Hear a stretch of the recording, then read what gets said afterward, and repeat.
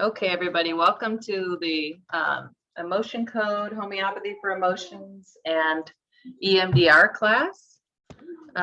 So we have some people that are probably going to be joining us still. Everybody's muted. Well done. Everybody knows how to do Zoom at this point. So if you don't have this chart, it's called the emotion code chart. You can look it up on your phone right now if you want to, or on your computer. You can open a separate window. Just look up on Google Images emotion code chart. Go ahead and do that. I have some extras. I have some extra ones here in the office for everybody. And if you want to get a magnet, that's going to help you. So any kind of magnet can be a magnet from your refrigerator. Now, if you don't have it, that's fine. You can just rewatch the recording and try it again later. You just kind of use it to practice. But yeah, so that will come in handy definitely as we do this, because I really hope, my goal is by the end of this teaching to have you guys be able to feel like you can do emotion code on your own and on other people, and some EMDR techniques, and also that you can use some homeopathic remedies for emotional issues as well. So that's kind of how we're going to start. So the first part, we're going to be talking about emotion code, because I think that's what everybody is the most interested in. We're just going to I'm going to walk you through it step by step. I'm going to do some examples with you. I'm going to have you guys even try it on your own. We're going to really go through that. Then we're going to get into the homeopathy for emotions. And then I'm going to show you some EMDR techniques. And at the very end, we'll do questions. Hold on. Okay, so if you don't have the emotion code book, which you totally don't need to, it is really great though. It's called The Emotion Code by Dr. Bradley Nelson. It's not flattering. No, it's not. Are we muted? So I highly recommend it. It's a great book. This will kind of walk you through more about emotion code and give you lots of different examples and things like that. And you can also look up some videos. Dr. Bradley Nelson has some great videos on YouTube that you can just see how he does it himself. He's just really gifted in that. But let me give you guys some background. So in the world of physics, now the word energy sounds really like new agey, but I can tell you it's not necessary. It's very, in the world of physics, is very scientific. So everything around us has a certain energy. You can even watch The Dog Whisperer with Cesar Millan and realize he tells people when they come into a room, an animal picks up on your energy. They can tell if you're nervous, you're an angry person, things like that. It's kind of like beyond your skin and bones. You have like a vibration. You give off like a frequency, and they're all around us all the time. So the body has different frequencies, and the way we're designed to feel emotions is that they should go in and then out on their way. But the problem is that they get stuck in these different frequencies, and they can actually be the size of tennis balls in different places in your body. You can have hundreds of them all over. You don't even realize them. They're just these little balls of like dissonance, right? Think of music that sounds bad and something's wrong with it. The same thing happens in the body. It's kind of a bad frequency that's kind of, I'll tell people sometimes like a clogged sink even, something that's not allowing the body to process emotions or traumas normally. So, and actually once that trapped emotion gets there, it starts tearing away at the tissue of that organ. So it's not only just getting stuck there and causing you to have more trapped emotions, it actually starts, so let's say if you store things in your stomach will actually start to break down over time because of that trapped emotion, that like frequency, that ball of negative energy kind of thing that's stuck in there, that trauma. I've even seen people, go through a divorce and they started getting ulcers in their stomach. And they said to me, every time I'm angry, it gets even worse. Well, because those are connected. The physical and the emotional are a lot more connected than we realize. It messes up our field. It kind of warps it. It makes us lopsided and getting pains all over the place in our body. This trapped emotion is sending out this frequency of pain. It also makes you reactive and triggered. I love this quote. Your body is living in the past, even though you're currently in the present. And it's, I also heard a really neat analogy that said that that it's kind of like every person is in a bus, you know, and you have people in your bus. Sometimes these people in your bus are like right in your ear. They're all up at the front of the bus and they're talking really loud, and they're yelling and they're interfering in your life because all these trapped emotions are just hanging out with you all the time. Now, if you actually release a lot of these trapped emotions, it's kind of like those people go to the back of the bus and they become quieter. So they're not driving with you every day of life, constantly triggering you all the time. The benefits of doing emotion code and releasing different traumas from the body is you become proactive and not reactive. Emotions can bounce off of you easier. You can let go of things instead of just having them get stuck and stay and keep festering in your body. You can actually release pain from your body. So sometimes people have neck pain that's just been around for 20 years, and they've been to chiropractors, they've been to physical therapy, nothing's helping them. You can actually release trapped emotions from their body and trauma, and their neck pain can go away permanently. It kind of neutralizes your past so that it won't affect you so much. And it also brings relief to the organ. So those are 4 major benefits to doing emotion code and releasing trapped emotions. Now, EMDR, some of you might have actually heard of that technique. So EMDR stands for eye movement, desensitization, and reprocessing. EMDR came out a long time ago, and a lot of counselors today even use it. And they're getting certified more and more every day. So even my husband works at Laterno Christian University just down the street, and they're teaching it. You know, some of their professors and counselors are using EMDR. Well, I think they're getting some certifications and everything now. EMDR stands for eye movement, desensitization, and reprocessing. So, but what it is basically is you're trying to stimulate both sides of the brain, because when you do that, what they're finding is that when you're stimulating both sides of the brain and recalling a trauma at the same time, the body can release trauma from all over the body. So it's not just like if you go to a counselor and you talk about your problems and your traumas that have happened to you, which is good to do that.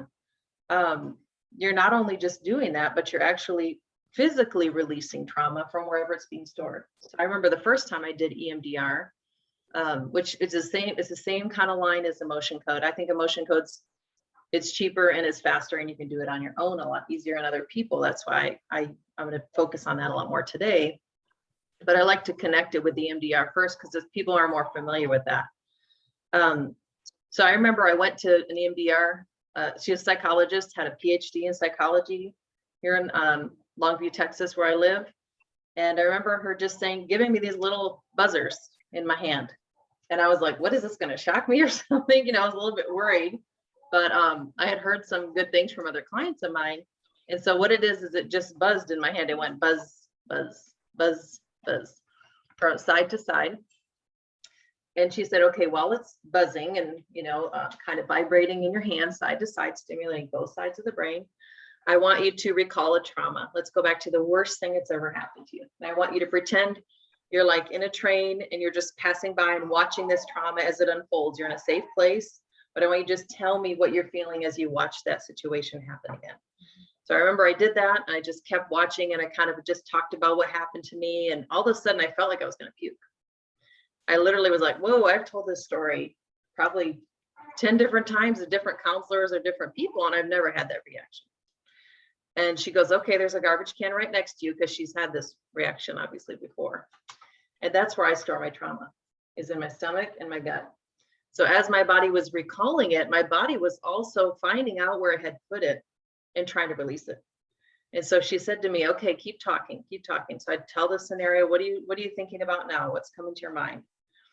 And I started telling some more, and it felt like it moved up. So there was just like this ball of like tightness and like heaviness, and it kind of moved up to my chest. So now I feel it here.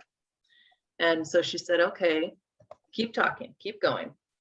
So I'm holding these little vibrational things and keep talking. And she said, where do you feel it now? I said, I feel it in my throat. Like it's just a ball of like a knot in my throat. She said, oh, keep going, keep going. So I did it again. And she said, okay, now what do you feel? I said, I feel like it's in my mouth, like a tight in my jaw. And then I just cried and cried about this scenario. And then she said, okay, now do it again. Hold the, the little vibrational things. She said, what do you feel now? I said, nothing. I don't feel anything physically. And she said, okay, we're done with that one. Move on to the next. So then she starts to talk you through another trauma, which I'm going to show you a really great technique you can do on your own, which simulates that same thing. It's like a tapping, but it's not the same kind of like EFT tapping that you guys might have heard about before. But so emotion code works in the same kind of lines where you're what you're doing is you have a magnet. So this one is like a Niken magnet. It's like a $60 one. You don't have to get that. You can actually just use any refrigerator magnet if you want to. Or I even have this one that I got from like Amazon. That's like a $10 magnet massager. So there's different options for you.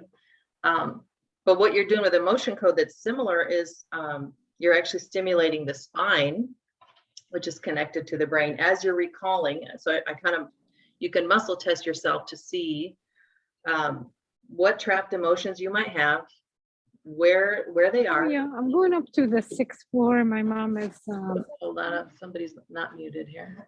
Hold on. Okay.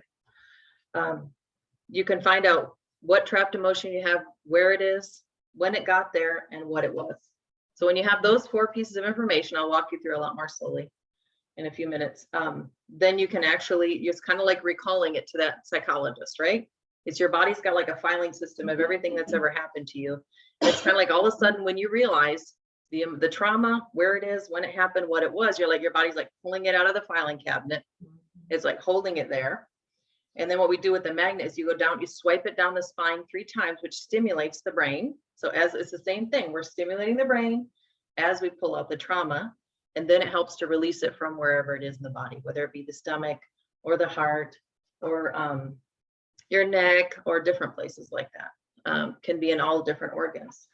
Now, the cool thing about this chart is you might look at it and say like, how are these connected to these, why are all these, what do all these words mean? Well, if you look at it, it kind of makes sense even that you look at row 2 says spleen or stomach, and look at those emotions in column A and column B. They're anxiety, nervousness. What if a person is anxious and nervous and worried all the time? Where do they have problems? Stomach, right? I've seen a lot of people with anger issues. So look down in row 4 that says liver and gallbladder. What are some of the emotions in there? Anger, bitterness, guilt, hatred, resentment, some really strong, like resentful emotions. And I've had people that they were about to get their gallbladders taken out. And we did emotion code and released a lot of anger in their gallbladder, and their gallbladders were totally fine. Like within a week, everything just kind of cleared out and they were totally fine, because that's where their body was just holding all that trauma and it wasn't making the gallbladder function correctly. So once you can release what's causing the problem, you get rid of the problem. So that's the chart. Let me give you guys some stories a little bit to kind of get you. Oh, yes, yep, you have a question. What was the thing? Trapped emotion. Yeah, so what emotion, where it is, when it happened, and what it was. Yep. What the trauma was. Yep. So like the time in your life or the event. Doesn't have to be too specific. And I'll go through all that really a good amount later. So I'm going to give you guys some stories just because a lot of people don't realize what emotion code can actually help with. And let me open the chat. I think I have somebody.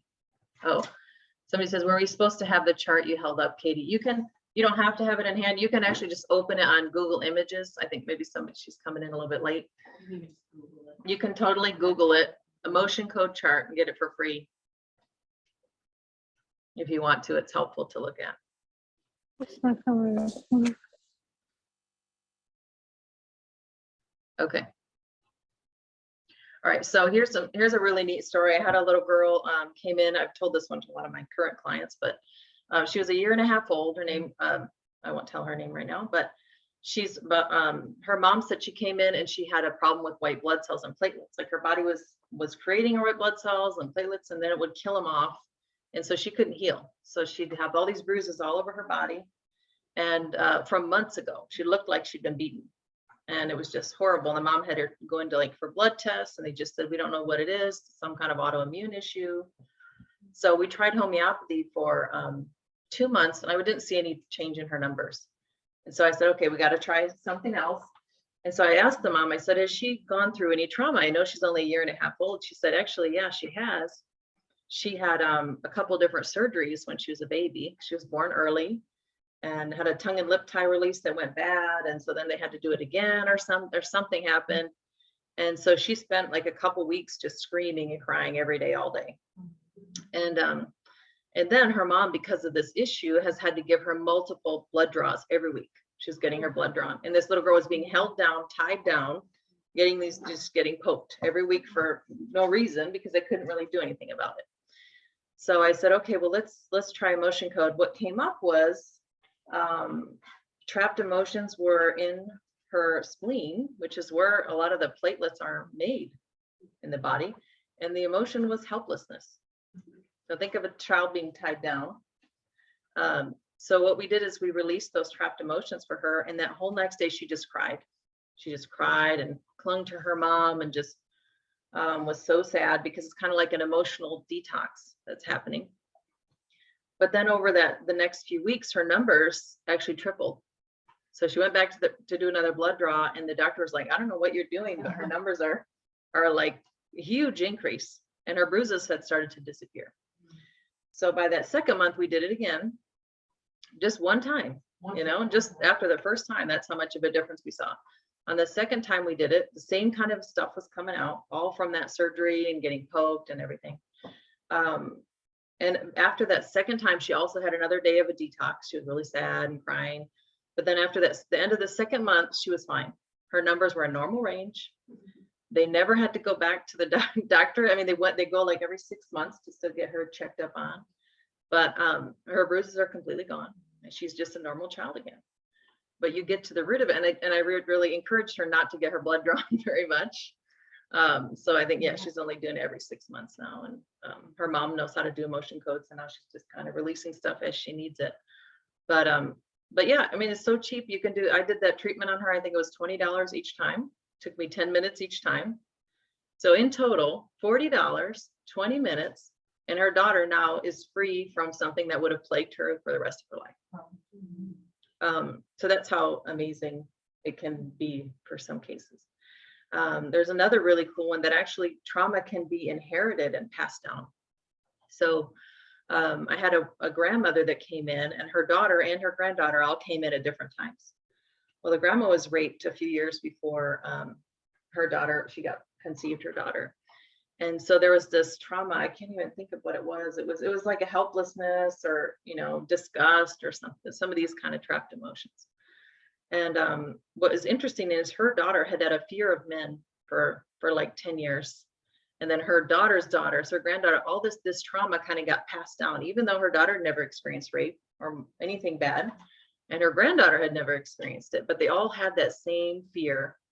And once we were able to release that from the grandma's body and the daughter's body and the granddaughter's body, it all just resolved. And they all were just, especially the granddaughter was like totally fine around. If it was a male dentist, she wouldn't have gone before. Or it was a male Sunday school, she wouldn't have gone. But now she was just fine. But it shows you how it can even get passed on.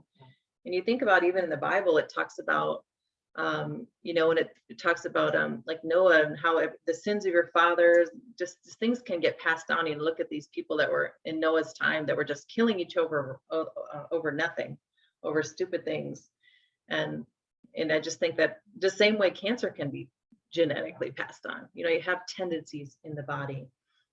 Another really cool story that is in the emotion code book that I loved was about this man. He was a veteran, and he had died, and his heart got donated to a woman who is just a sweet, meek and mild lady, and the guy was pretty angry. So this vet had a lot of emotional issues. He was angry all the time. He's a big hunter and liked to have heads of animals on his walls, and never got married, never had kids because just got such anger and PTSD issues.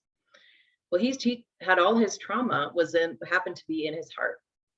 And so when he donated his heart to this woman actually started having nightmares about shooting people and killing people and people coming after her. And she never had these kind of emotions in her life.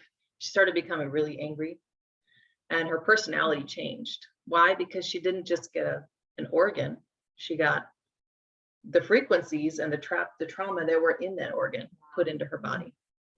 And once they were able to work through that, releasing some of the trapped emotions, that she was able to also heal and, from those heart issues. So, there's so many other things that emotion code can help with. I've seen it work with, teenagers that were bullied, releasing that. So these kids have these different health issues and emotional issues you can release. It could be, a mom that's stressed out with her marriage, maybe having problems in her marriage, and it's just like she can't even look at her husband anymore. It's so like that trauma is just built on top of trauma, so that you don't feel anything, because you kind of put walls around your heart. Everything's there that you just can't process with that person anymore. I can tell you, even myself, my marriage has seen huge leaps and bounds just from releasing trapped emotions between each other. My husband and I have released frustrations or anger about things that we've been married 17 years, and we're in a better place than we've ever been. It can help marriage issues. It can help even losing weight. Some people think, I'm eating healthy and I don't know why my weight's not coming off. Well, there's a lot of different reasons. Hormones, there can be gut issues. There can also be trauma and emotional trauma that can be connected. I know for me, there was a time where when I was 29 years old, I was almost raped. And that trauma for me kind of started, I noticed, I look back, when did my weight gain start to happen? It was after that event. So my body did not feel safe being attractive. So your body, what does it do? It just holds the weight because it doesn't feel safe in that body anymore. I actually had a client who, after just two times of doing emotion code, she lost 20 pounds because she was molested as a child. So her body didn't want to be beautiful because that was not safe to be. Other stories where a woman, when she was thin was when she had been sick for like a year. So whenever her body associated being thin, it didn't associate being happy, associated being sick. So her body didn't want to go back to being thin. So it stayed nice and a little bit chunkier because it felt safe there. So there's those kind of reasons. Let's see, you can even have things like little kids. I've released different trapped emotions between my children, like one's getting always irritated with the other. Brother and sister fighting all the time. I'll do, release trapped emotions on them, and all of a sudden they're just like, would you like to play with it? They just like diffuses the situation, because you're kind of just releasing, cleaning. Yeah, you're kind of cleaning the slate for those people. Let's see. All right, so here we go. How to do it. Okay, so everybody's got a magnet from your fridge, and if you don't have it, like I said, that's fine. You can rewatch this video, the recording, and do it later. If you have your chart, first of all, I'm going to review. Some of you here have already taken my muscle testing class, so I'm just quickly going to review how to muscle test. Some of you may not have seen that. So your body. There's a way that you can actually kind of ask your body what it needs. Your body knows, your subconscious knows what you need and what you don't need. So I could sit here and using the sway test. Now, some people do it standing up. Some people you can use your arm. I like to just sit here because I feel more grounded, just kind of sitting and letting my body sway in this sitting position. So what happens is I can ask my body a question, and if it's yes, if it's a positive, it will actually sway forward. If it's a negative, it will sway backwards. And Bradley Nelson discusses the same thing in his book. He does it with standing sway. but I'm going to teach you the sitting sway. And if you want to know more about muscle testing, I have some on my website, or you can look it up in his book, but I'm just going to teach you how to do it. So first of all, everybody, after I'm going to do it, you're going to get a chance to do it. So I'm going to say my name. I'm just going to sit here, not too far forward, not too far backwards, kind of in the middle. And I'm just going to say, my name is Katie. My body goes forward. Now, when it's forward, you might not feel it that strongly. What it does is it feels kind of like a heaviness in your face. And it's just like all of a sudden right about here, it just feels a little bit heavier. And you're not going to be like, whoa, asking for, it'll probably might, when you're doing it your first time, might just feel like just a little bit of a heaviness. So, and then when you're going to ask, I can say, my name is Bertha. My body will go back because it's your body's confirming. It's like it knows what's true and what's not true. I'll even use it with my kids sometimes as like I can use the arm and do the test on them like a lie detector. So your body knows if you're lying. Like I could say, I hate my kids. My body goes back. It knows that's not true. I love my kids. So your kid, I'll do the same thing with their arm. You could actually have them hold their arm out as strong as they can. I do that. My kids don't lie to me anymore. So they've tried, but it just doesn't work. They're like, I didn't leave that there. I didn't make that mess. And I'm like, put your arm out. They're like, okay, fine. Because they know I'm going to be able to tell if they made the mess or not. Their body knows if they're lying or not. So I want you guys to do the same right now. Just kind of sit up and just say, my name is, and say your name, and just wait to see what you feel. And you should sway forward if it's your name. And it might take a few seconds. If you don't feel anything, you might need to wait up to 30 seconds. Just depends on how. Yeah, it's an odd sense. You really feel it right here. Yeah, it's like a heaviness in your face. And everybody can do it. It's not just, I don't have a special ability or anything. It's just the body is created that way. So anyway, that's your yes. So once you get that, now if you don't feel anything and you're still like, I don't feel it, you might actually need to go to do a motion code with somebody and have them do a couple sessions with you and then try it again. Because for me, I remember when somebody told me about sway testing, I could do muscle testing with the arm just fine, but I could not sway. I sat there and I'd be like, do I have any trapped emotions to release? And I'd just sit here. I don't feel anything. I don't know what people are talking about. Once I went to an actual motion code practitioner, I went to like 2 or 3 sessions. And then I tried, she said, try it again. And I did. It's kind of like my pathways, like everything's been cleared out a little bit more. So your body can be like, yeah, okay, yeah, now I do have things to release or not. So now once you've asked the positive, feel your negative. So then say, my name is Bertha. So nobody's name is Bertha in here, so you're good to say that one. So go ahead and do that. That's the part that works me. My forehead a little bit. Yeah. Yeah, but you can feel it both ways. Yeah, yeah. So who didn't feel it? That one took a lot longer for me to feel it.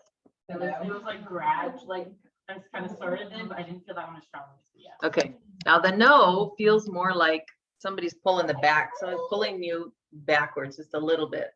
You don't necessarily feel a heaviness in the back. Feel it right. Feel it in your chest? Okay. Like somebody's pushing me from the Okay, could be the muscles in your chest and your back. But so if your no, yeah, your no is going to be kind of like somebody's pulling you behind the eyes a little bit. So try that. So that's your yes, that's your no. So now what we're going to do is we're going to get into the actual testing for the emotion code. All right. So the first question, you're going to put number 1 on your paper. Do I have any trapped emotions to release right now? That's the wording. Do I have any trapped emotions to release right now? Question number 1. So I'm going to go slowly through this because I know you're going to want to write it down.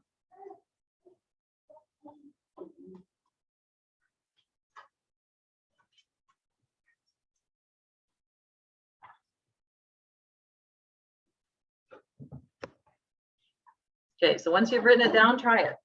Ask your body. So you can hear it, can't just ask it. So in your head, say it quietly. Do I have any trapped emotions to release right now? And then see where you go. Most of you will sway forward, but you might not. Just wait to feel. Now wait. Now your body might have to think about it a little bit. So wait.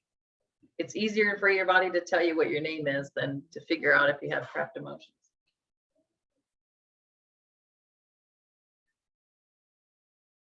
Okay, so if you didn't get it now, we can go home and try it. Maybe when you're alone, might be a better place to do it. Okay, question number 2, you're going to ask if you got a positive response. Of course, if you don't have any trapped emotions to release, then just don't do it. Then just don't do it. You're good. Great. Okay, then what you're going to do is you're going to look at your chart while you ask this question. You're going to say, is this trapped emotion in column A?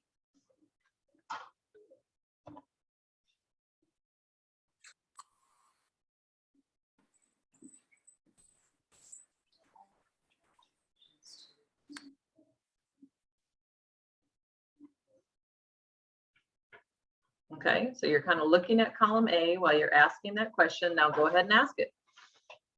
Okay, is this trapped emotion in column A? And look at all those words in column A while you wait for your body to either go forward for yes, backwards for no.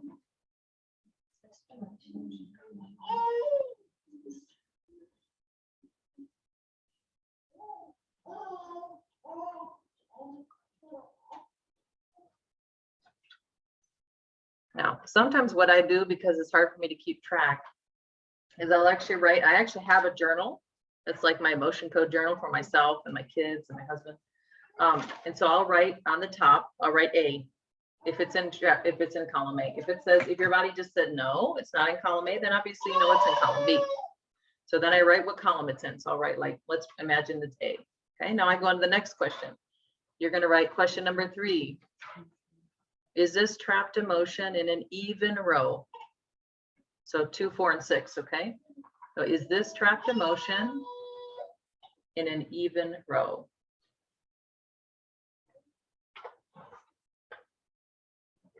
And then once you've got that, go ahead and ask it to yourself. And make sure you're looking at your chart. And look at, what I usually do is look at the boxes that say row 2, row 4, row 6. If it's not working well, sitting down, can you stand up? Yeah, if you want to stand up, that's fine. Do it however is best for you. I'm just sitting. It's fine. Whatever way you're used to. Me, I'm better standing. Yes, that's fine.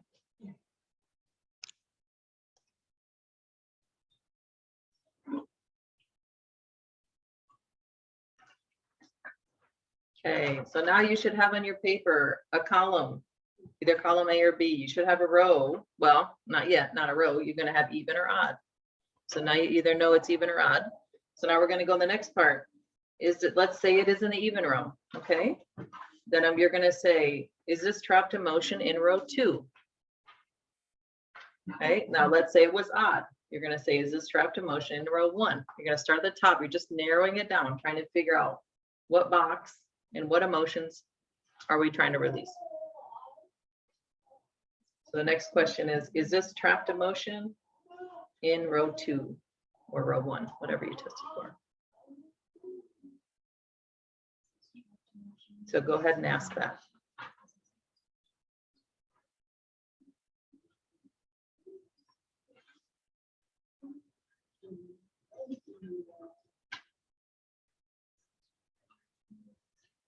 So then once if you've either gotten yes or no, so let's say it is in row 2, then you stop there. If it's not in row 2, then say, is this trapped emotion in row 4? And maybe it is, then you stop there. If it's not, say, is this trapped emotion in row 6? You just kind of keep going through the chart until you find what row it's in and what column it's in.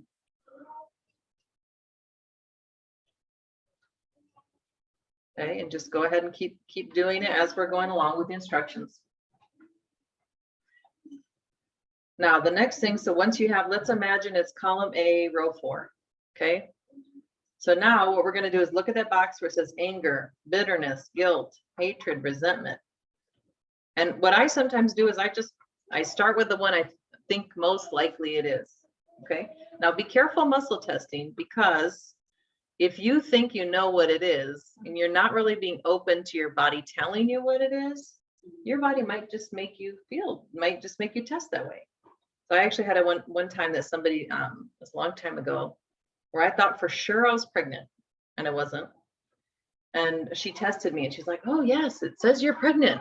And I was like, oh my gosh. And I was like going to celebrate and everything. That I took the test. I took the test negative, negative, negative. I wasn't pregnant. But because I was so sure of it in my brain, your subconscious mind can sometimes be like a puppy. If you're like so for sure, they kind of want to like please you. And they're like, oh, okay, yeah, sure, we are pregnant. Okay, so you have to, when you're testing yourself, you have to be, try to be unbiased. Try to be open. Sometimes if I'm tired and I'm doing an appointment, I'm like, oh, I really want to stop, releasing trapped emotions for this person. Part of me wants to like, does this person have any trapped emotions to release? I want to say no because I'm tired, but I have to just always be like, maybe there are, and I'm going to be here and I'm going to just, stay here until I get, and just be open to whatever the body is going to respond. So always be careful of that. Now, you may not also want to do muscle testing if you're in a very angry, tired, or nervous situation. If you're really angry or tired, like first thing in the morning, let's say you just barely are up and you want to muscle test yourself on something, your body's going to be like, wait, what are we doing? It's like if you tried to run a marathon first thing in the morning, your body's just not ready for it. So always be aware of those situations too, why you may not be muscle testing well. Okay, so let's say we're in the box row 4, column A, and let's say it's anger. And let's say I test myself. Okay, is this trapped emotion anger? And it says yes. Now, if it's not, then go on to the next one. Is this trapped emotion bitterness? Let's say it's not. Is this trapped emotion guilt? No, just kind of, so go through it with yourselves right now and find that box that you're in and find that the exact trapped emotion your body wants to release.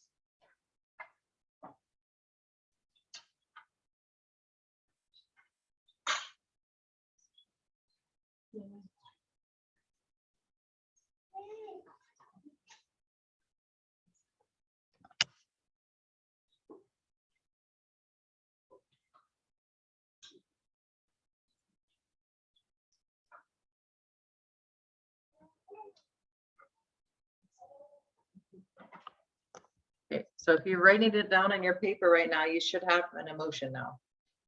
Okay, now you're going to ask where it is. So you'll see in that row, you either see like we're in row 4, it's either going to be liver or gallbladder. It's one of those two. Okay, so let's say it's anger, and then I say, is this trapped emotion in my liver? Let's say it's no. Then I know it's in my gallbladder. So then I write down my 2 out of the 4 pieces of information: anger, comma, gallbladder. Okay, now I need my when and what. My last 2. So go ahead and figure out where it is. So is this trapped emotion in my, whatever one of those 2 organs are?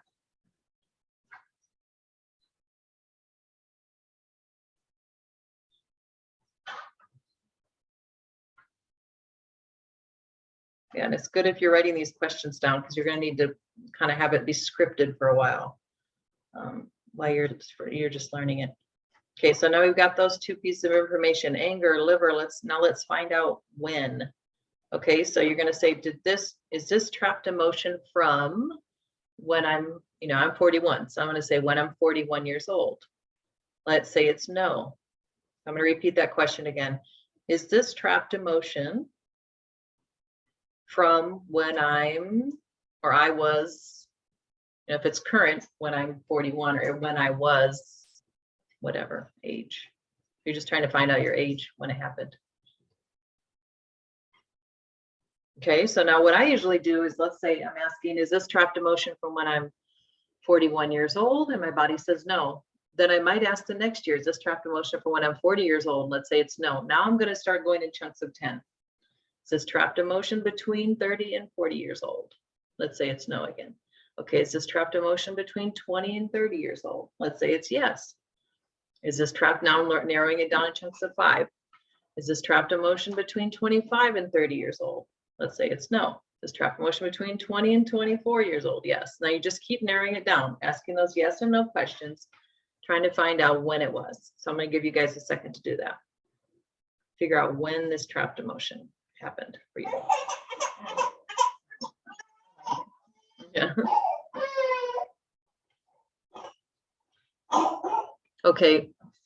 We have a question in the box says, what about when a few in the box test positive Just do one of them, whatever one you might feel the most, I guess. Because you might have many trapped emotions to release. I know I've had hundreds. So just pick one. And just release that, and probably your body will want to release the other one after.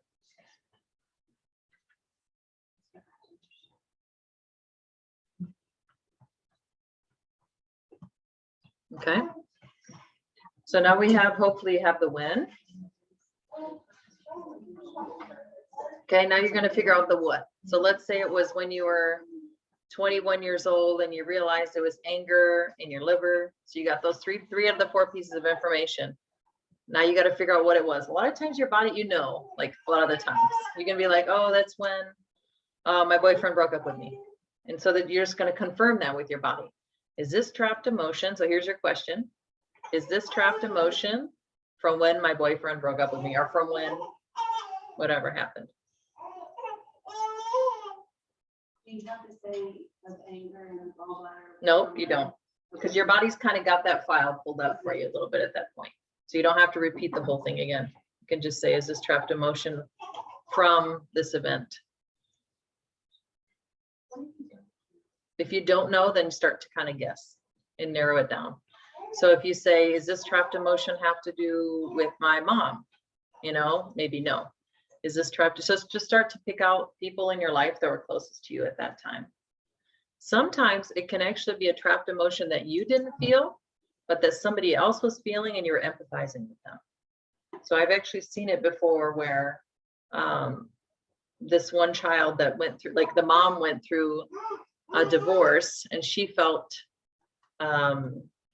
abandoned or whatever, even though the son really wasn't feeling it. He was like, I was actually kind of okay, and my dad was around and he was totally there for me, but he felt like his mom felt abandoned, so he was releasing what he got from her. So be aware of that too while you're asking. Think of all the people around you, and then if still nothing really comes up, you can say, is this trapped emotion something I felt for someone else? And then you get your yes or no for that too. So I'll give you a second to go ahead and try and figure out what the trauma was.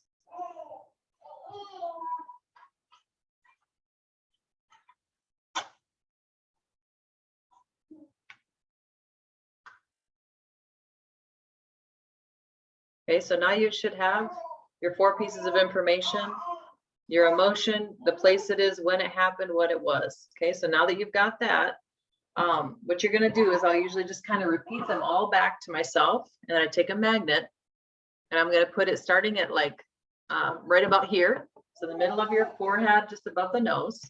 And I'm going to show you from the side. I'm kind of draw a line with the magnet like this. It's going to go, let me put the camera up a little bit. I'm going to go like this. One, actually, I usually separate my hair down the middle. So if you have a ponytail, you might need to take it out. So then I go, okay, I'd like to release the trapped emotion of anger from my liver when I was 21 years old, from when my boyfriend broke up with me. Okay. Now I'm not really doing it, but I'm just pretending. Then I go 1, and it's going all the way down to the bottom of the neck. And I'm actually going to do it faster than that. So usually it just goes like this. 1, 2, 3. So that's when you're doing it on yourself. Okay, you can do it that way. So everybody go ahead and try that, kind of do that. I'll do it one more time. So it looks like this. 1, 2, 3. And I'll show you, it goes all the way to the bottom of the neck. So you're getting the spine in there. Okay.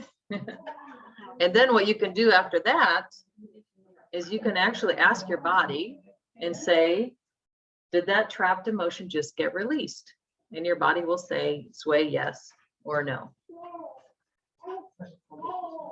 It worked? Okay, great. That's what I thought. Yeah, yeah, that's good. What if you can't recall time, or like the event you just can't figure it out? Just can't figure it out. Sometimes you don't actually even need the exact circumstances. So you can actually ask your body and say, do I need to know more information to release this trapped emotion? And your body might say, no, I know what it was. I know it was anger, and I know it was this year. I know what it was. Okay. So yeah, that happened to you one time. So you don't necessarily need to pinpoint it. It's good to, I think, especially because as you process it, you can be like, oh yeah, and emotionally you're thinking about, I remember when that happened, and just to release it is actually helpful. So can you just repeat, Katie, once you got all the answers, you just go straight into the swiping? You Yeah. don't say anything before? No, you just release it all back. So, I mean, you just repeat it all back. So you're gonna say, so actually what you do is you say, I'd like to release the trapped emotion of anger from my liver from when I was 21 years old because my boyfriend broke up with me, and then you swipe. So you're kind of telling your body, I want to release that now. I want to let that go.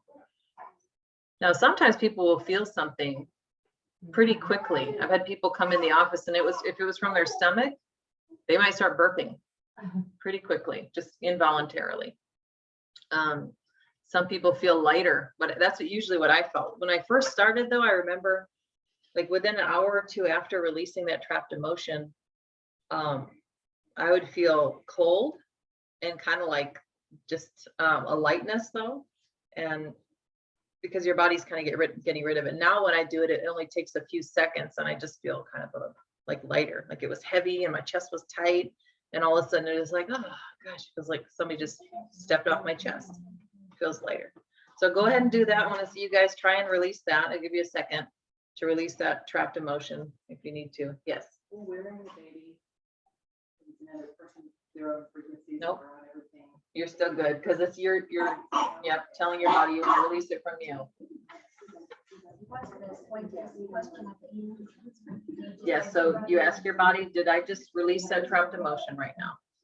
Yeah. Nope, you don't have to go back and say the whole thing, but you just say, did I just release that trapped emotion right now? Yeah, I'll show you how to do that. Yes. What's that? Yeah, go ahead. Yep. And if you need a chart too, I have some here. Okay, so when you're doing it on somebody else, okay, it's very similar, but a little bit different. So Brooke, would you mind if I use you as an example here? So I'm going to show you, I'm going to do it with Brooke right here a second. Can we get my chair some today? No, you're good. I'm going to sway test you. I'm going to sway test Brooke by standing. You can stand and do it, or you can sit and do it.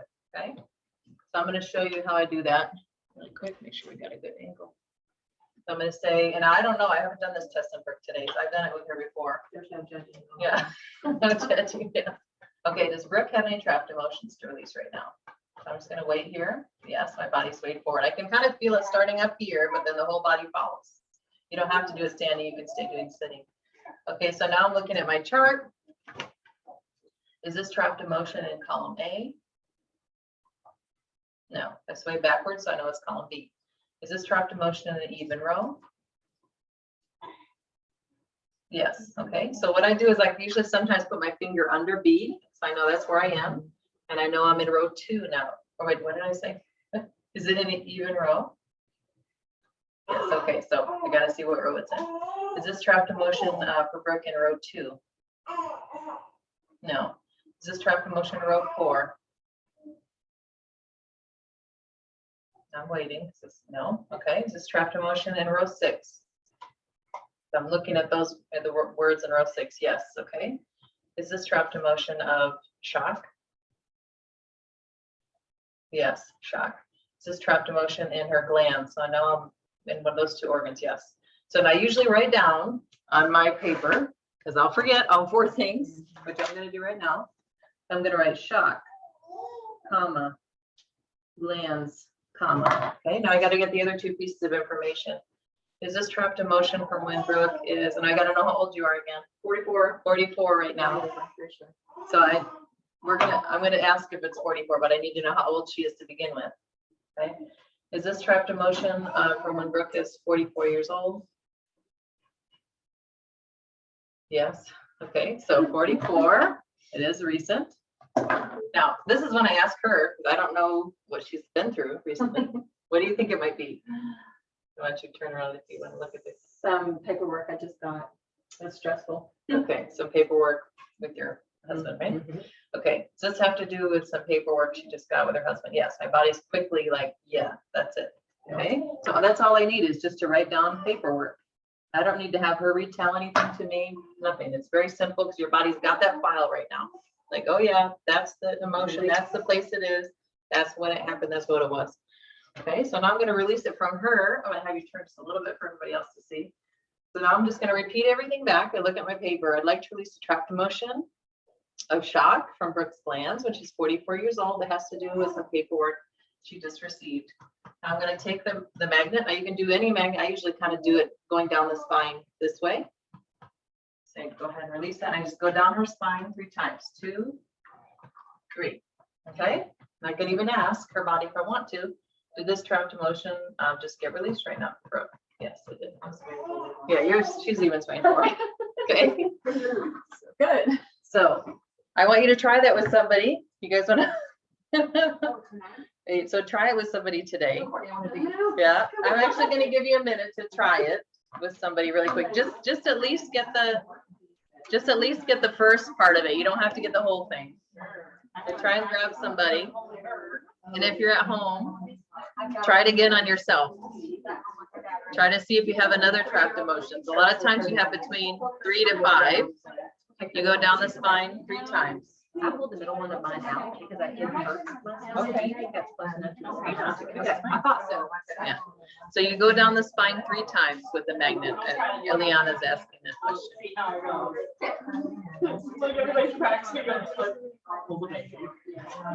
Nobody, you can practice on your daughter. See if she needs anything. So try it with somebody else. Yes. Yes, you need to know their name. And Raina, just release another one on yourself then, if you don't have a partner. Do you need a chart? You don't? Okay. So why don't you do this way versus the arm? I'm just used to, I have learned it that way. Why would you do this way versus the arm? Yeah. You can do the arm too. So you can ask the person the question, do you have any trapped emotions to release? And if it's strong, it's yes. If it's weak, it's no. I get so bad when someone good, but I'm still struggling to go this way. Yes. Yeah, then do the arm. Yep, whatever works best for you. I know a lot of people do a standing sway. At first, I couldn't do that. I just felt like I couldn't tell if it was me swaying or if it was my body swaying. I was like, well, maybe I just fell forward. I don't know. Didn't feel sure. So whatever works for you. If you feel better with an arm sway, with an arm, so have somebody. Let's say you're asking somebody, do I have it? You know, does this person, Mary, have any trapped emotions to release right now? And then if their arm is strong and they're holding it as strong as they can, that's your yes. If it becomes weak, then that's your no. So there's a couple different ways you can do muscle testing that way. Okay, girls, we're gonna come back now. I know you probably didn't finish the whole thing, but at least you got to feel with somebody else being able to sway test them. Maybe do it after. I can feel alive, like I can feel the Cool.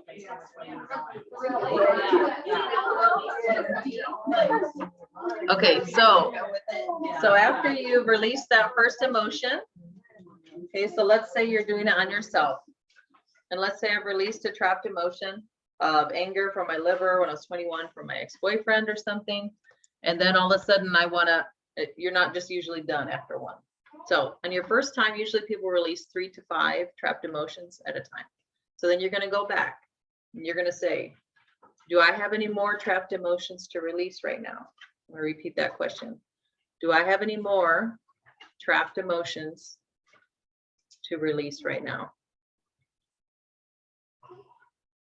Okay, and somebody asked in the chat room, what type of magnet? This is a Nikken magnet, Nikken. But you can use any magnet. You don't have to buy that. You can use something from your refrigerator. Or you can get a different magnet massager that's kind of nice. But this one's like $60, so you might not want to get that. Okay, so once you've asked your body, do I have any more trapped emotions to release right now? That let's say it's yes. Okay, you're going to go through the whole thing again. Is this trapped emotion in column A? Is this trapped emotion in even row? Is this trapped emotion in row 2? Blah, blah, blah. You go through the whole thing. Okay, then let's say after you release the second one, you ask your body, do I have any more trapped emotions to release right now? And let's say your body says no. Okay, so you've gotten as many trapped emotions out as you needed. Then you go to something called hidden heart walls. Okay, so this is the second piece. I usually put it on my paper as HH, hidden heart walls. Now these usually, they kind of echo the trapped emotions, but they're more targeted around the heart. So your body kind of, to protect itself from certain trauma, has to try to not feel, and it almost becomes numb for a while. That's why when you go through traumatic situations, you're like, I almost felt like I was watching it slow motion. I felt like I was numb. That's because your body had to do that to survive. It's your coping mechanism. So that's called a hidden heart wall. Okay, so you're going to ask yourself, do I have any hidden heart walls to release right now? So that's your question. Do I have any hidden heart walls to release right now? So the question in the chat room is from Liam. What happens if the person has a heart wall?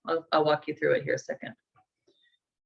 So let's say I have a hidden heart wall. Okay, my body says, yes, I do. Now I usually ask based on the emotion one of the ones I just released. Yeah. Question, does the person you're tasting, does they not need to know what is a hidden heart? No, they don't need to know. Yeah. So let's say I ask myself, okay, is this hidden heart wall of anger?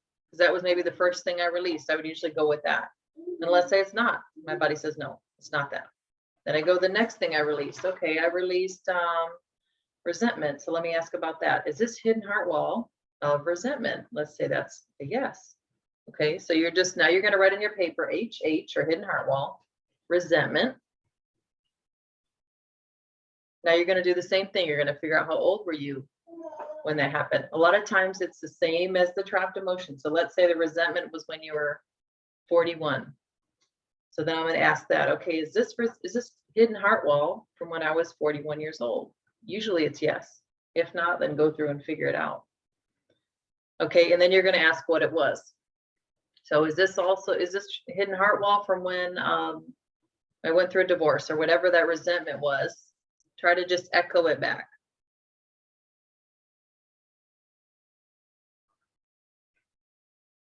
Okay, so once you have the hidden heart wall, you have the emotion. You don't need the organ anymore because it's in the heart. You have the age, and you have the trauma.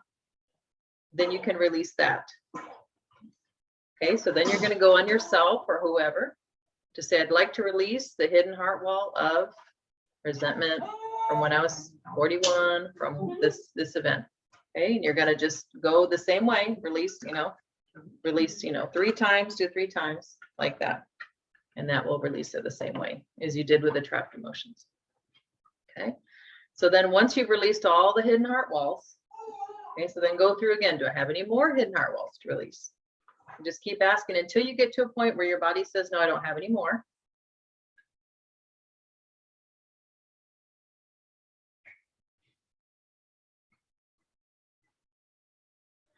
Okay, somebody asked, what happens if the person has a heart wall?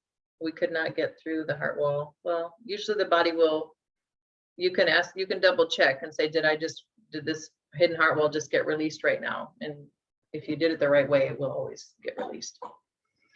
So then once you've released all the hidden heart walls, you go to something called body walls. Now this is not in the book. I got this technique from another naturopath friend who has kept up with the emotion code book on some of their Facebook groups and stuff like that. It's kind of a new, it's a new book, a new system he has called Body Code. So that's a new piece of the puzzle, and it's called a body wall. Okay, so I usually put out my paper BW, body wall. So there's 3 parts you need to release. Trapped emotions, the first one. Hidden heart walls is the second one. Body walls is the third one. Once you've released all those things, then you're done completely. Yes, okay, so somebody's asking, can you do the heart wall through the same column technique as the other releases? Yes. So if you can't figure out what it is, you might need to go back and do the same asking of columns and rows and things like You that. just wouldn't find the part of the body. Yeah, you just don't find the part of the body. You don't look for the organ. It's all around the heart. Okay, so then body walls usually also echo the same trapped emotions, hidden heart walls, but they're places outside of the body, outside of the organs. So you're looking at, it's not just usually stomach, it's going to be like so I'm going to go from bottom to top with you, what it usually is. So Usually I'll say, is this body wall in the upper body? You know, yes or no. So first of all, ask, do I have a body wall to release right now? Okay, so that's your question there.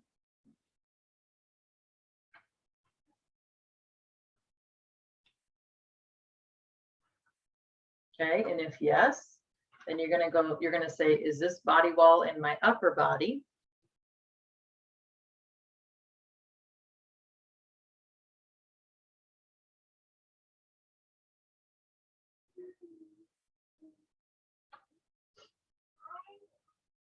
Okay, now if it's yes, then you're gonna start to work your way up. So you're gonna say, you're gonna ask about abdomen, you're gonna ask about back, you're gonna ask about chest, okay, neck, arms, and head.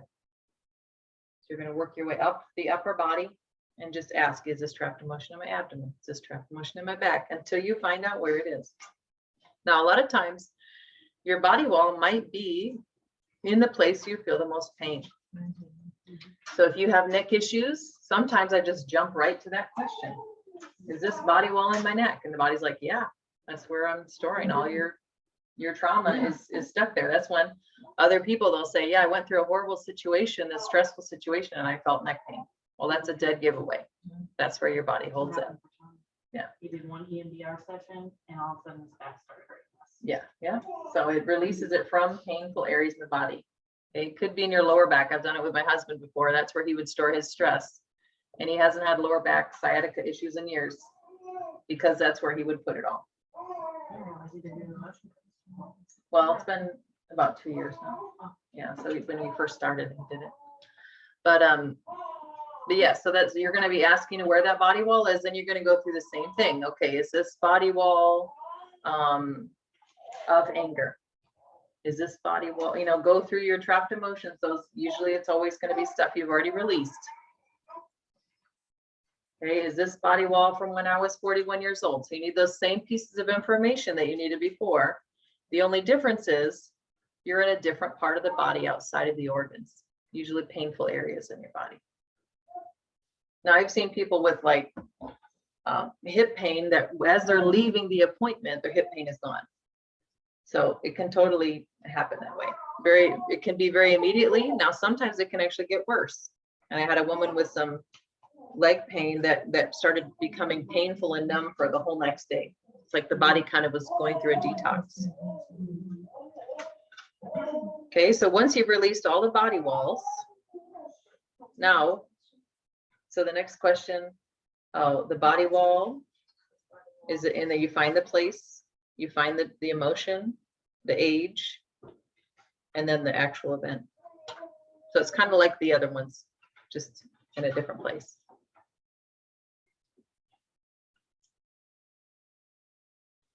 Okay, so once you've released the body walls and you feel like, okay, great, I'm all done. Well, not necessarily.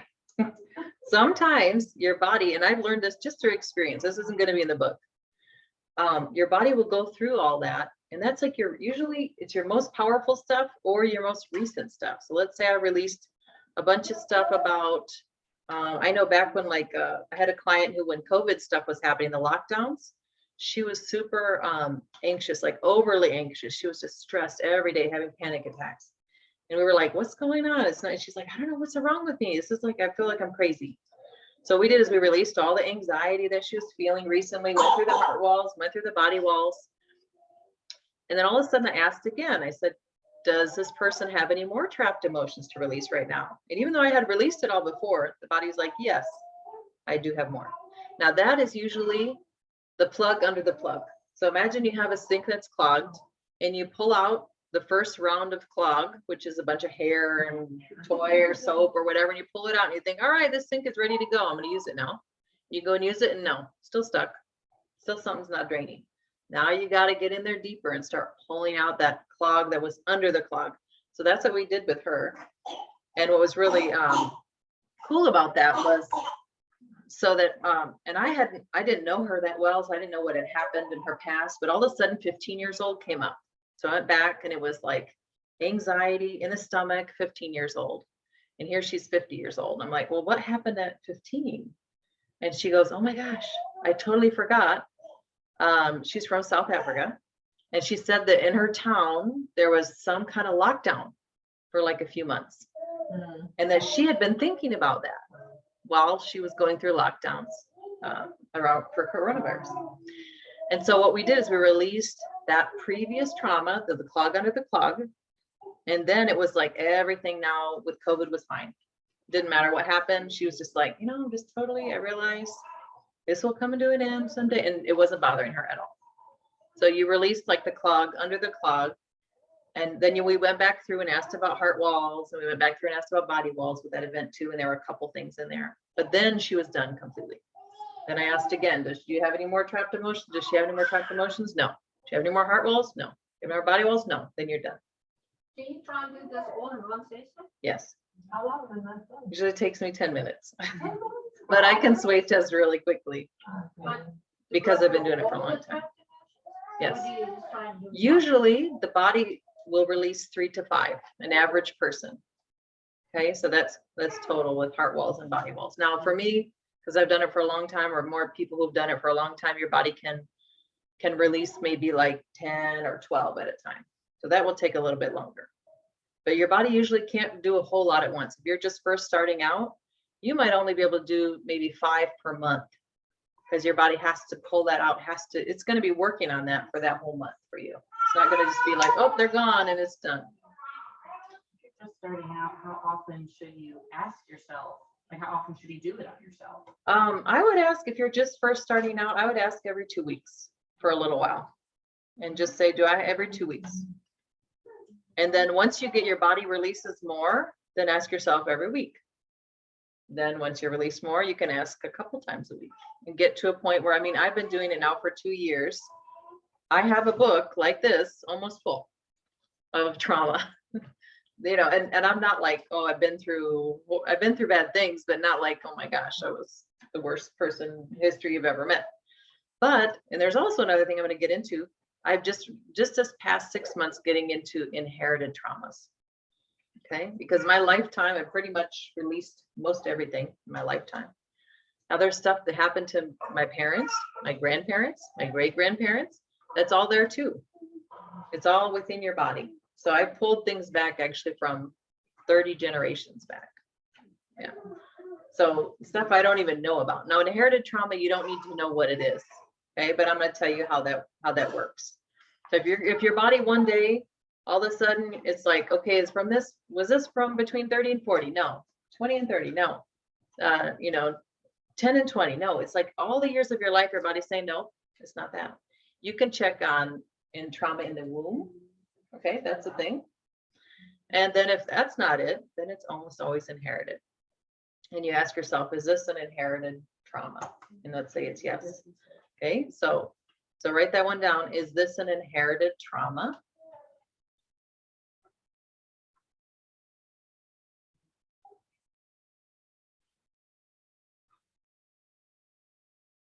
Okay, so once you figured out if it's an inherited trauma, then you got to figure out what side of the family it comes from. So is this inherited trauma from my mom's side of the family?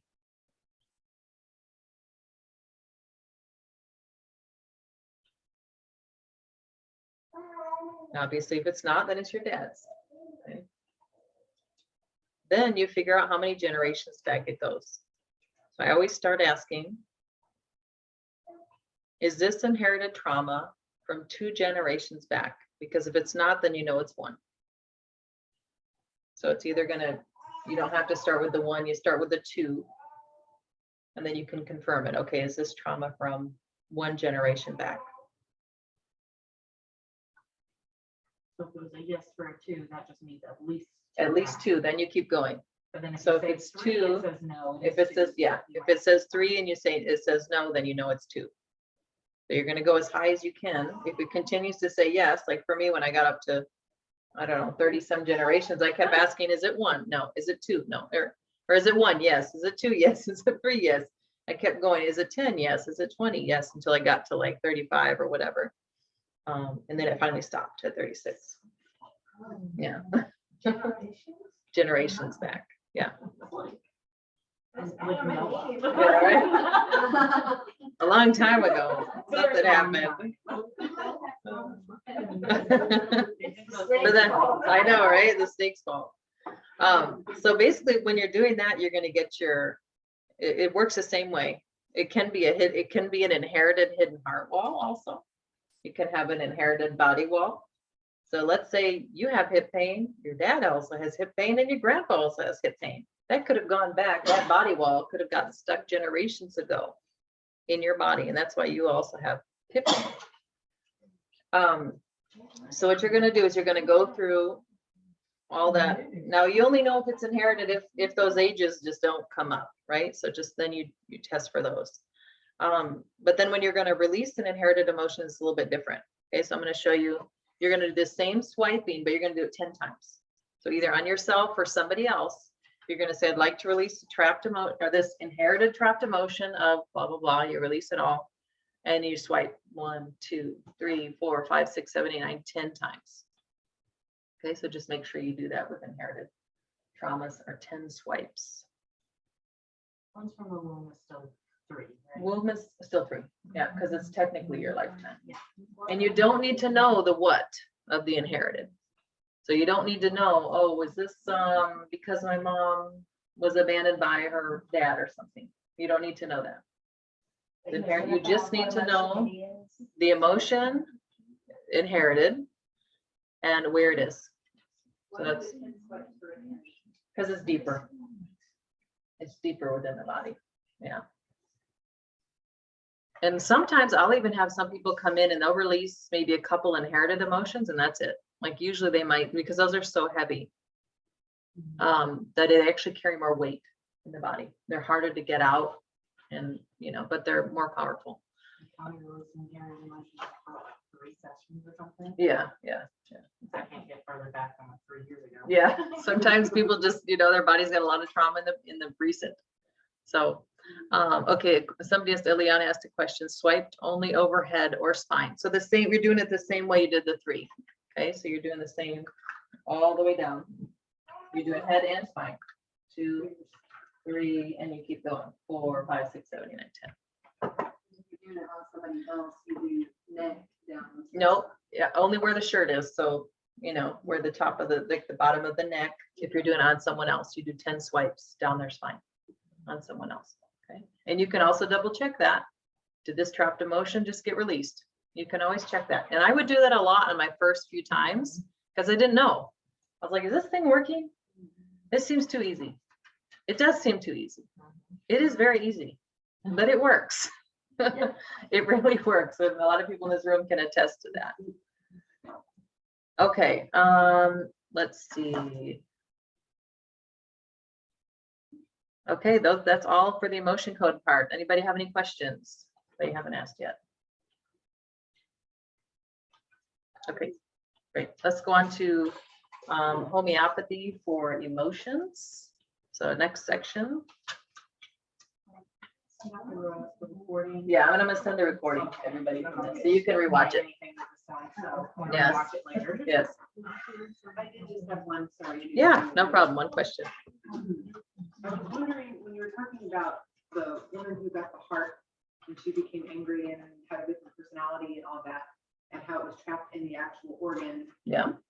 If you, I don't know, kind of think that through, can you possibly, I guess, cleanse organs that are going to be donated before they're put in someone's body? Yeah, possibly. Is that Yeah. something Mhm. someone can do? Yeah, because if you're releasing the trapped emotions from that organ, yeah, it will be gone. We have to like have them in a sanitized bag or whatever. Oh, well, on the organ after it's taken out? That's what I'm asking. Oh, I don't know about that. I'm wondering if Yeah. that's a possibility. On the person after they receive it, yeah, Yeah. you could do that. I don't know about You have that. to be in the operator. That'd be, They're I'm not very. saying that's something that you can go do. Yes. Yeah. Just hypothetically. yes, no, I get it. I don't know if that would work though. Yeah, that way. I would think you'd have to have this the brain and the spine all connected It's to it. all connected. Yeah. Instead of just the actual. Oh, yeah, that's true. Yeah. That's true. What did you I don't think so. I haven't heard of that. Yeah. But a blood transfusion. Yeah. Yeah. No, it's okay. That's good. That's good. I do have a question about the body walls. Yes, body walls. The body walls is something different from the organ, or is that just like training the organs, like our muscles or tissues? Yeah. Is that what Yeah, the it is. difference It's a difference is it's in a usually they go to weaker places. So if you do already have neck problems, it will probably go there, your neck. Like my ankle, I had sprained it in high school, and then it started, all the trapped emotions. Trapped emotions were in your ankle, yep. Yeah, It will and go I in was, those it was really places. weak for Yeah. a long time until we started working on it. Yeah. Tommy has that back injury, and so when he's released emotions, it's been from, he's had several that are released from that area. Yeah. Where the injury was. Yeah, so they will go to weaker places in the body. Okay, so homeopathy for emotions. So I'm not going to go through like what homeopathy is. Some of you might be newbies, but you can kind of look up. You can look that up. Sorry, I got a chat room. Somebody says for heart walls and body walls, all a part of the emotion code. Is there a book you can recommend? Heart walls are in the book. Body walls are not. That is kind of another part to his teaching called body code. That's a newer teaching. He doesn't have a book. He has an app.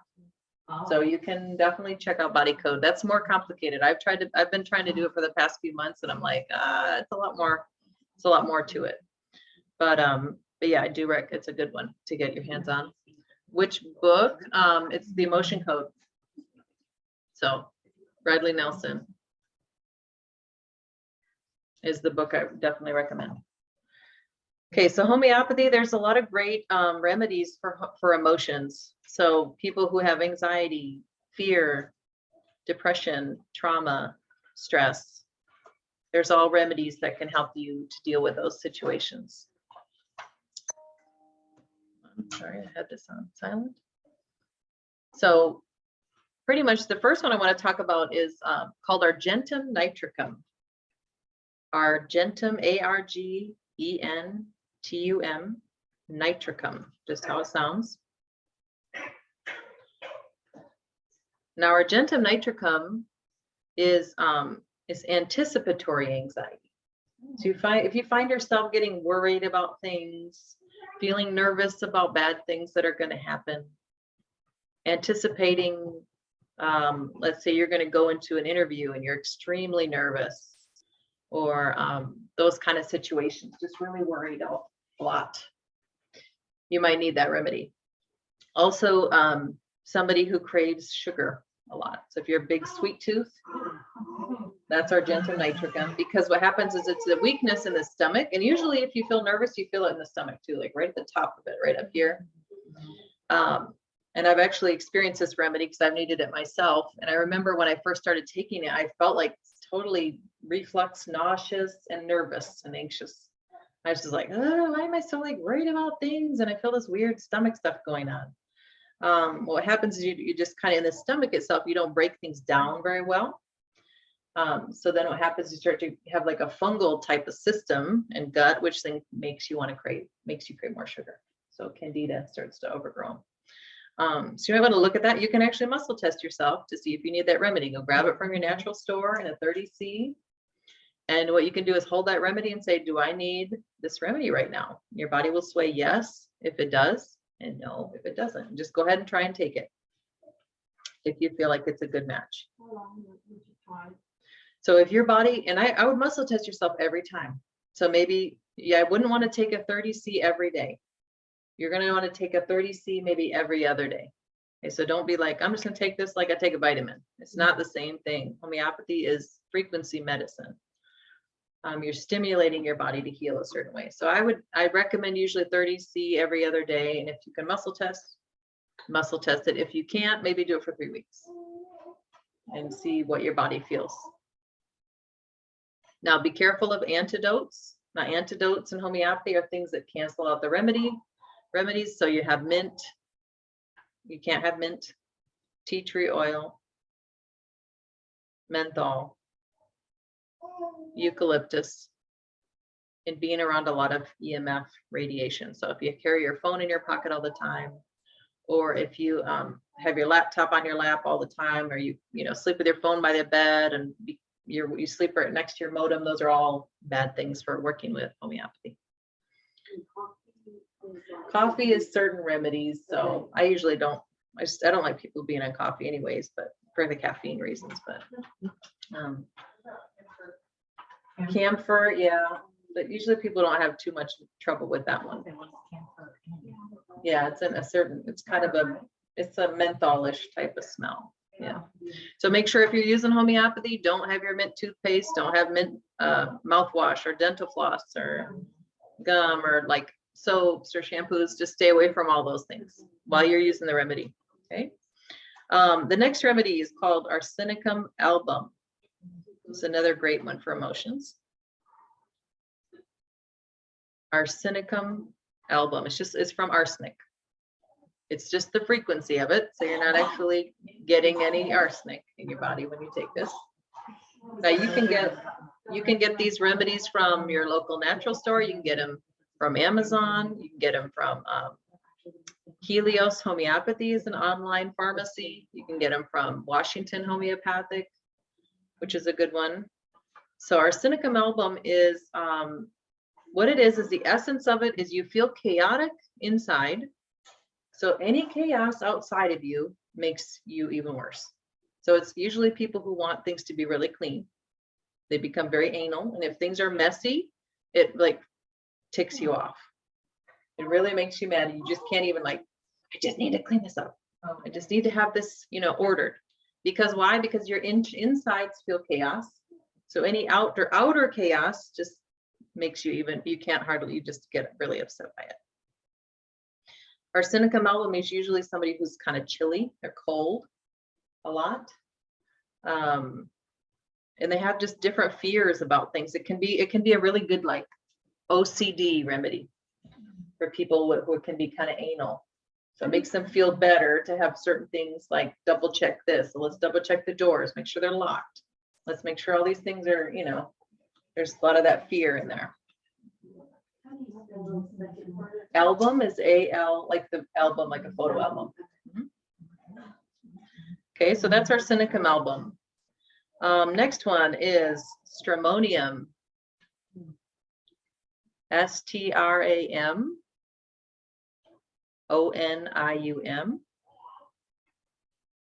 Stramonium is a fear mania remedy. So that's like an extreme where you feel like you can't reason yourself out of it.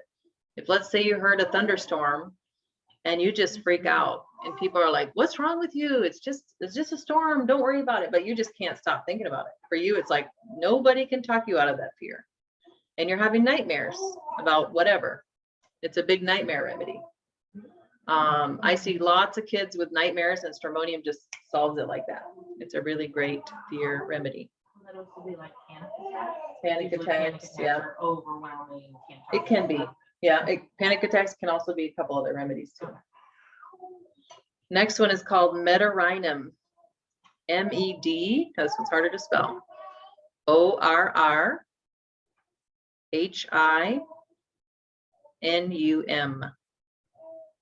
Maybe I spelled it wrong.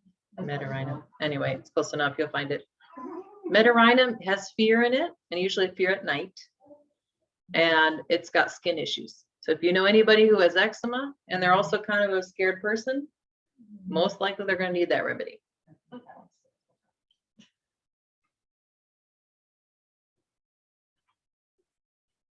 How do you know when you're done?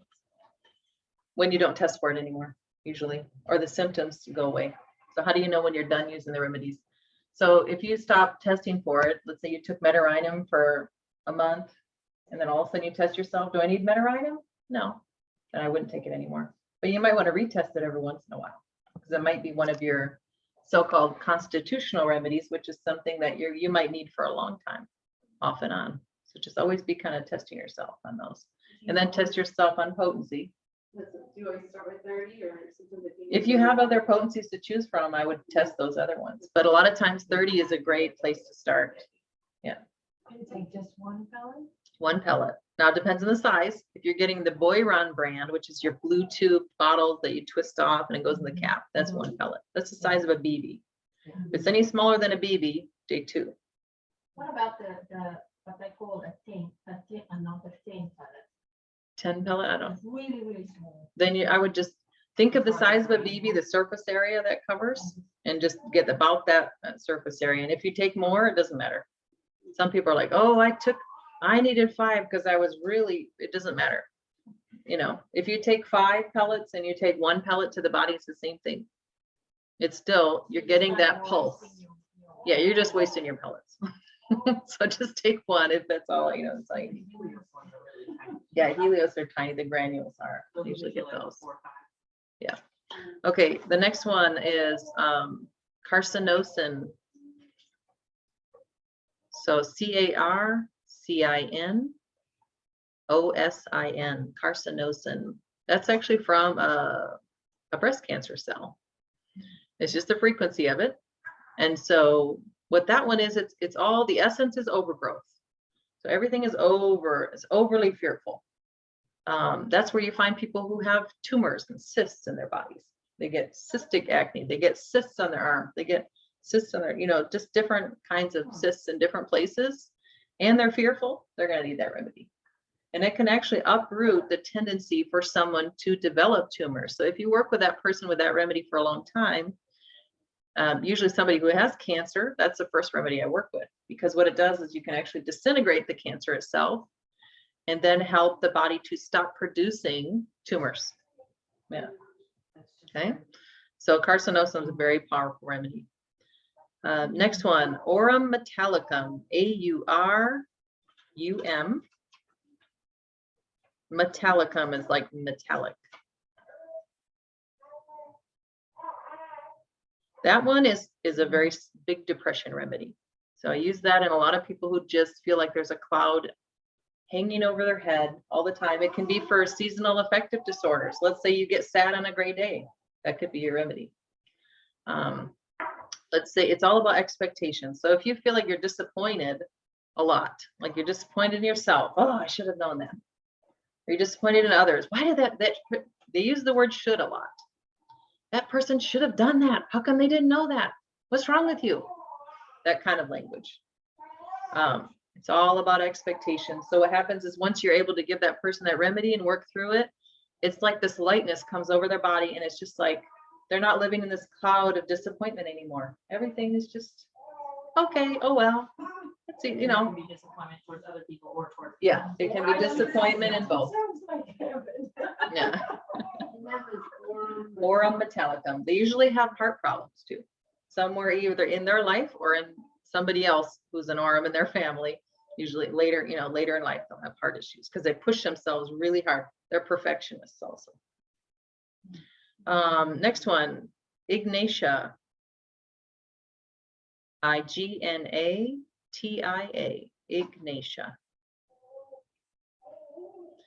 Ignatia is usually one I go to for grief. I don't see it necessarily in people that are, I do see it kind of like chronic Ignatia, like a person who, if you see somebody who the main thing is like when they get sad, they feel a lump in their throat. And my daughters, they were Ignatia. One of them is Ignatia. She would say that whenever she gets sad, she'd be like, my throat hurts as she's crying because she's an Ignatia. Yeah. It's grief. It's sadness. Everything just kind of feels sad. You're like a ho-hum person, like, oh, just, you know, just things feel sad and you don't know why and you just can't figure it out. So test yourself on Ignatia if that's the case. Next one, natrum muriaticum. Natrum, Natrum, muriaticum,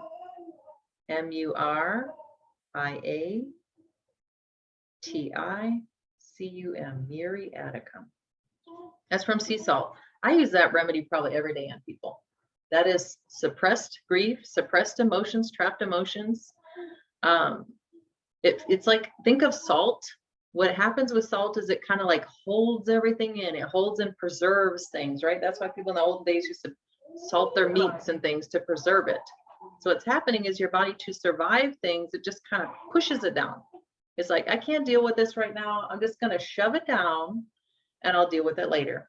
But what happens is you keep shoving it down, and it gets stored somewhere, just like we talked about with emotion code.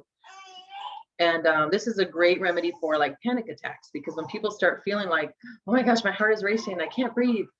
9 times out of 10, that is your body releasing trapped emotions. Oh. It's not necessarily you have a heart problem, you have a trauma problem, and the body's trying to get that out. So that's a really good one to try for those type of issues. Usually nature muriaticum are very like, they're the people who become counselors, who become like they're a great listener, but then sometimes it's like they'll listen and they'll put up with stuff for a long time and then they just explode because they just, I've listened, I've been beaten down, I've put up with stuff as long as I can and I can't take it anymore. That's nature myrrh. Next one, Staphylos aureus.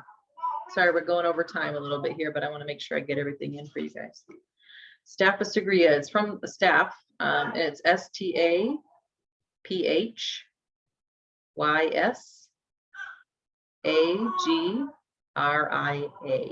Staphylos aureus.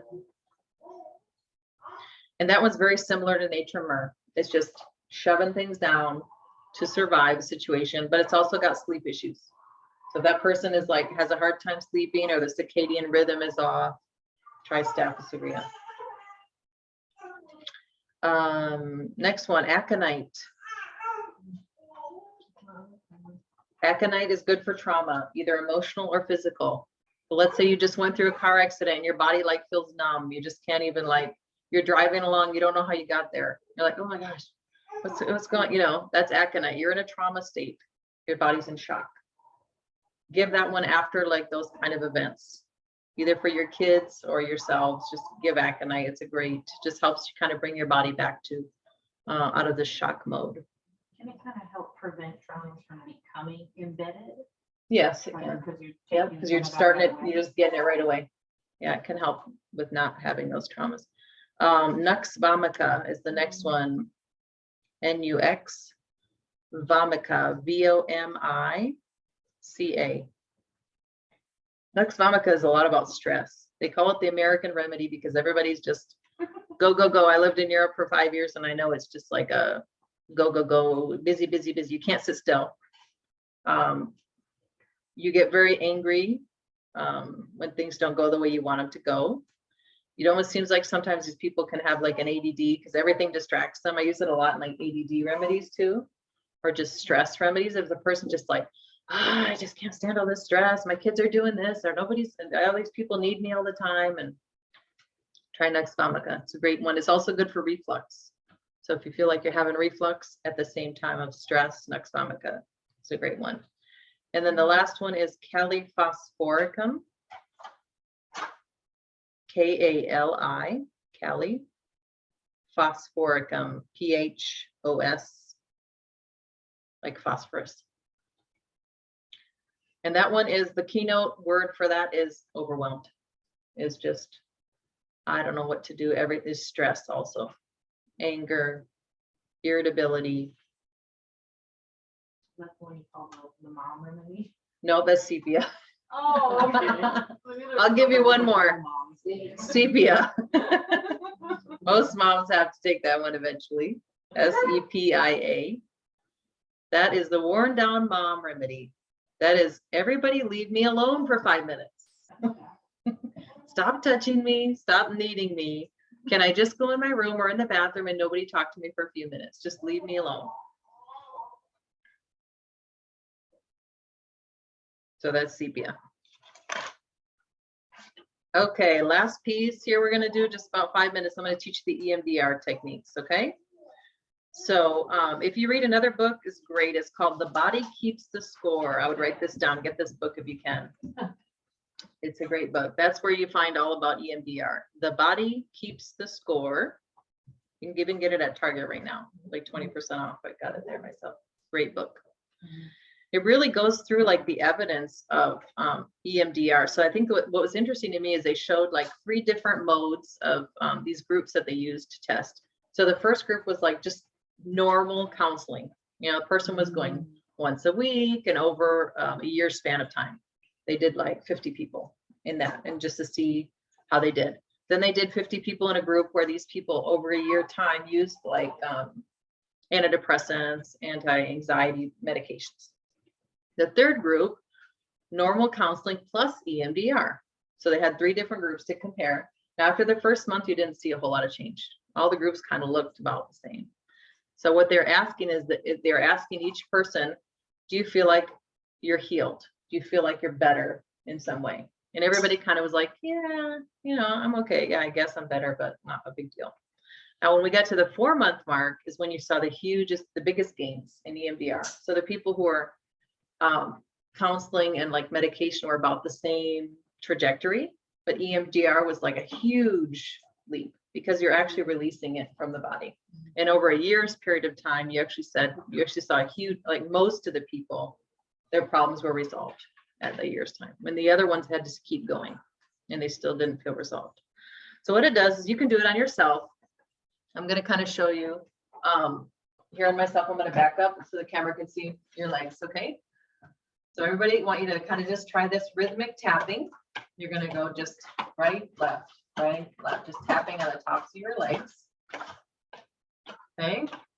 And as you do that, and just this is about the speed you want to go, you can lay down. I usually go to kind of a quiet place. And for me, I just talk to God, and I'm just releasing whatever I think of. Now, sometimes if you feel upset, but you don't even know what it is, you can tap for a couple minutes and your body will pull out. It will come to mind what the trauma is it wants to release. So let's say I'm tapping and I don't even know, I'm just irritated. I can't even put to words what it is. I'm just going and going tapping. I'm just like, okay, God, I don't know. You know, if you don't want to talk to God, you can just say the words out loud. You know, God, I just feel so angry. And all of a sudden it comes to mind, oh yeah, I'm mad that, you know, my friend or whatever, they said they were going to do this or that, and they didn't do it. I've done it so many times before. And I'm just, now keep tapping, tap and talk. You tap and talk it out.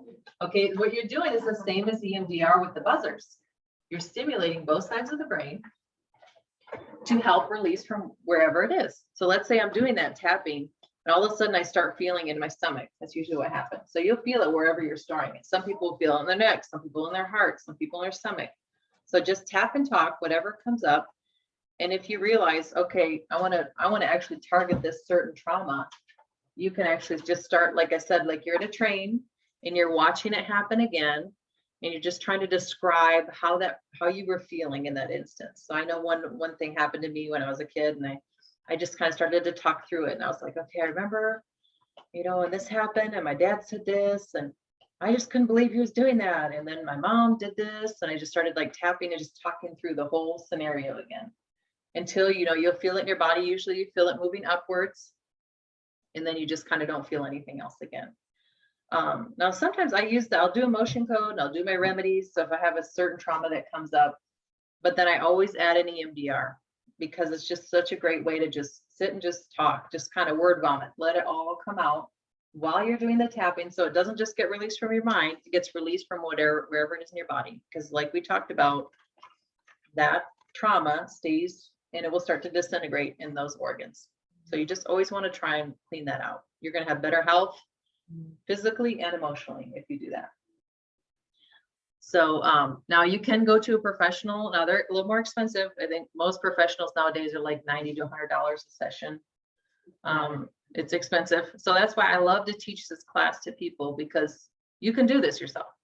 You can do motion code, you can do remedies, you can do EMDR, and you can have these tools for you and your families and your friends to say, okay, we can handle this, and you're going to be that much healthier for it. You can do it for your kids. I even taught my 11-year-old son the other day how to do it, because we're going to be moving to Michigan in a month or so. And he was just sad and he was crying. And I was like, here, honey, let me teach you this. I want you to tap in your legs. And he just sat here in this office and tapped. And I said, I want you to just tell me what you feel.